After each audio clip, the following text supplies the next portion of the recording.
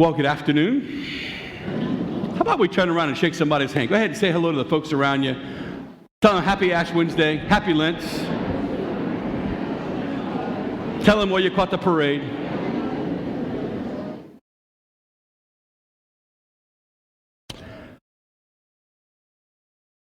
Real gift for us to be together today. I know that many of us are on our lunch break, so I'll offer a few efficient words, and then we'll share ashes and then move on with the rest of Mass. I'd like to begin, though, with a story, which I think is a word of encouragement if we unpack the ending. Two monks were playing checkers. Two holy men. As the game unfolded, they were asking each other questions about this or that, and one monk said to the second monk, "So if the world were ending today, and you knew that the world was going to come to a close, what would you do?" And the second monk said, "I don't know. I'd go to confession. I'd probably call my family. I'd probably forgive so-and-so, and I'd have a real good meal." Second monk, who answered first, asked the first monk who asked the question, "All right, so if the world were going to end today, what would you do?" And the first monk said to the second monk, "I don't know. I'd finish my game of checkers." Something about the freedom in that first monk, right? Of just being present to the present moment. He had lived his life in such a way that he was, you might say, ready. But there was also a quality of living in the present moment that's really important for us all. And I just want to offer a word of encouragement to all of us today as we begin this awesome journey in Lent. I'm convinced that a lot of us carry in our hearts, whether we know it or not, a fear that on the day when we see God face to face, God is going to see the sum of all of our failure. Let me say that again. I think a lot of us, whether we know it or not, carry within us a fear that when we see God face to face, God is going to see all of our failure. He's going to see the sum of our failure. And I think what happens in most of our lives, maybe not you, but I think for most ordinary people, is the spiritual life is usually a series of fits and starts.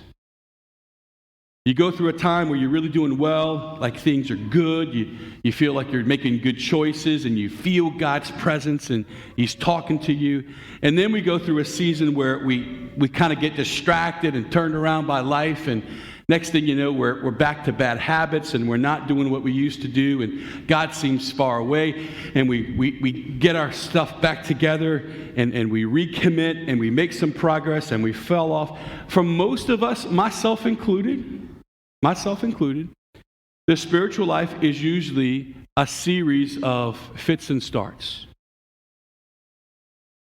And every once in a while, the church in her brilliance brings us together and says, okay, can everybody forget about the past? And can we today, in the present moment, just say, I want to recommit. I want a fresh start. And that's what we're offering you today. If you're walking into Mass today and you've had a great 2020 and things are really, really good, and you're walking in because you're excited about Lent, I want to say welcome to Lent. It's great to have you today. But I really want to say welcome to anybody where you were walking into Mass because you had, you really celebrated during Mardi Gras. Let's just say that. And if you really celebrated during Mardi Gras, it's over. And we're going to forget about it. And today's a fresh start just for you. Amen? And if you haven't been really close to God, and maybe you just walked into Mass today and you were hoping not to get struck by lightning, and you were hoping not to get judged, well, guess what? Lightning hadn't struck yet, right? and nobody's been judging you. And I just want to say welcome. It's great to have you. See, here's the thing. When God sees us, he doesn't see all of our failure. You know what he does? He looks at us and says, hey, welcome home. And I want to say welcome home to anybody today. We have an opportunity today to start this really awesome thing called Lent, which is not about getting it right, and it's not about doing all the extra things. It's about just a clean slate where God says, I just want your heart. That's what we read from Joel, right?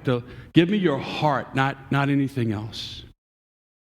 And to make it graphic for us, the church takes these ashes and puts it on our heads. Kind of like just like a cleansing of anything that's there. And I'm going to pray today that what is cleansed is your expectation of God and your judgment toward yourself. What if that was the way we started today? If you could just let go of your expectations of God, because that's probably not what he's like.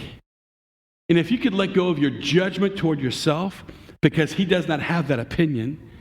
And if we could just stand before God today, who at the end of Lent is going to prove to you that he is so madly in love with you that he's going to give you his life. And so as we come forward today for ashes, it's what's really being asked of you is, are you ready for a clean slate and a fresh start? And if that's where you are, I want to say welcome. I'm going to be here at Confessions with Father Prentice all day today, so if any of you would like to incarnate that fresh start with just kind of cleaning the slate in confession, great. If you want to do that today, awesome. If not, just get it before Easter. We're going to make it real easy for you. But let's all have a fresh start today.